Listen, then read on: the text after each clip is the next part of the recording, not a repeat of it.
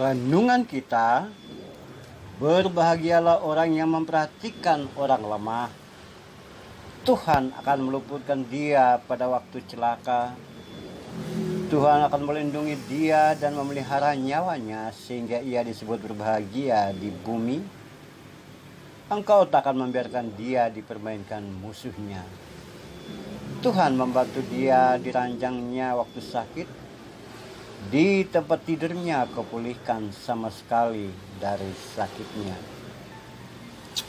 Saudara-saudara seiman, saudara-saudara lintas iman, saudara-saudara lintas agama, saudara-saudara sebangsa dan setanah air, serta saudara-saudara lintas iman, saudara-saudara dalam kemanusiaan. Mazmur 41 diberi judul Doa Minta Penyembuhan, dengan latar bahwa bukan saja melalui atau dengan obat-obatan, dengan ramuan-ramuan bisa menyembuhkan seseorang dari sakit penyakit. Namun obat-obatan dan ramuan tersebut menurut pemazmur hanya sekedar sarana, alat, dan proses kesembuhan itu oleh Tuhan sendiri. Oleh sebab itu ia berkata bahwa Tuhan menopang aku karena ketulusanku. Tuhan membuat aku tegak untuk selama-lamanya. Tuhan menjadikanku berbahagia karena aku memperhatikan orang lemah. Tuhan meluputkan aku sehingga tidak mendapat celaka. Tuhan melindungi dan memelihara nyawaku. Tuhan membantu dan memulihkan aku di ranjang waktu sakit. Tentu saudara dan saya ingin juga seperti itu, bukan? Kita inginkan ketika dalam sakit penyakit apapun bentuknya, kita mendapatkan pemulihan dari Tuhan. Kita mendapatkan kesembuhan dari Tuhan. Dan obat atau apapun yang kita dapatkan, kita pakai, kita gunakan hanya sebagai sarana, karena Tuhan gunakan itu untuk menyembuhkan kita.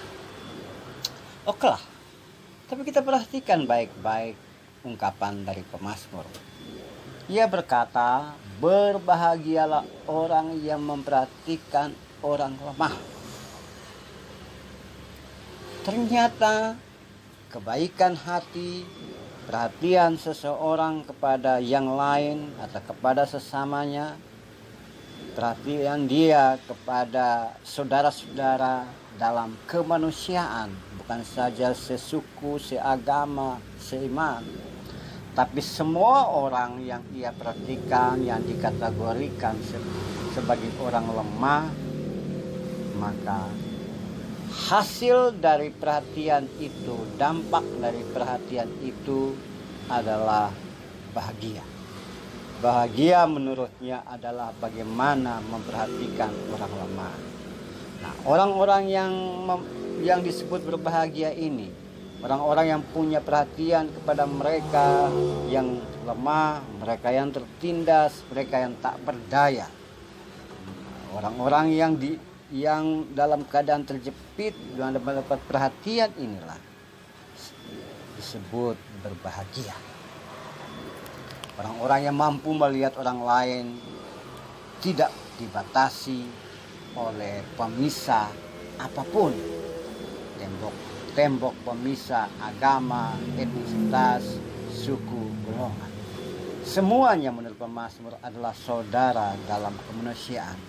Dan kebahagiaan itu, orang yang berbahagia seperti itulah mendapatkan perhatian khusus dari Tuhan.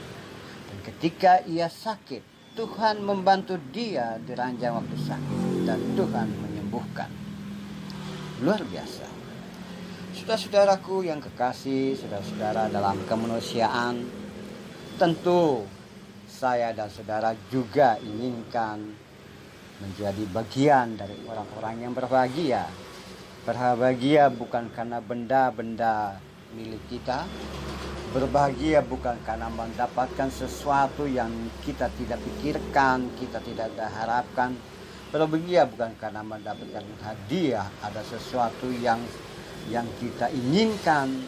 Namun berbahagia karena memperhatikan dan menolong orang-orang tertindas, orang-orang marginal, orang-orang yang tak berdaya, orang-orang yang tak mampu berbuat banyak, orang-orang yang terjepit dan kelangan-kelangan yang bisa dikatakan mereka yang sudah tidak bisa menolong diri sendiri. Dan disitulah letak kebahagiaan yang kita dapatkan. Dan ketika kita lakukan itu, maka Tuhan membalas kita dengan hal-hal luar biasa. Ada banyak hal yang Tuhan lakukan dalam hidup dan kehidupan kita. Bahkan kita disebut sebagai orang yang ditolong Tuhan. Tuhan melindungi dan memelihara nyawa kita. Tuhan memperhatikan kita melebihi dari apa yang kita pikirkan, apa yang kita dengarkan, dan dengan hal yang tidak terduga. Firman Tuhan mengatakan, orang yang berbahagia yang memperhatikan orang lemah itu akan mendapatkan pertolongan Tuhan waktu ia sakit. Kesembuhan total itu bukan saja sembuh daging, tapi juga sembuh rohani. Luka-luka batin, kemelut hidup dan kehidupan pun disembuhkan, dipulihkan oleh Tuhan. Kini saatnya saudara dan saya inginkan apa yang ada dalam hidup kita. Apakah itu penyakit hati, penyakit di dalam tubuh kita, penyakit rohani kita, konflik-konflik batin kita, luka-luka batin kita yang tidak tersembuhkan, atau apa? Pasti Tuhan menyembuhkan. Saatnya sekarang kita berseru kepada Tuhan dan minta penyembuhan total dari Dia. Mari kita berdoa. Tuhan yang baik, kami bersyukur kepadamu ya Tuhan, karena kami dikuatkan lagi oleh firman pada hari ini.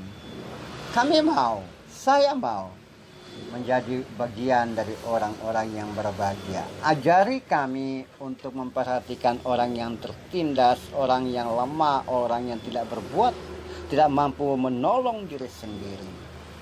Dan dengan demikian mereka bisa dipulihkan oleh Tuhan. Dan jadikan kami sebagai alat Tuhan untuk menolong sesama dalam kemanusiaan. Kepadamu kami menyampaikan doa dan permohonan ini ya Tuhan. Amin.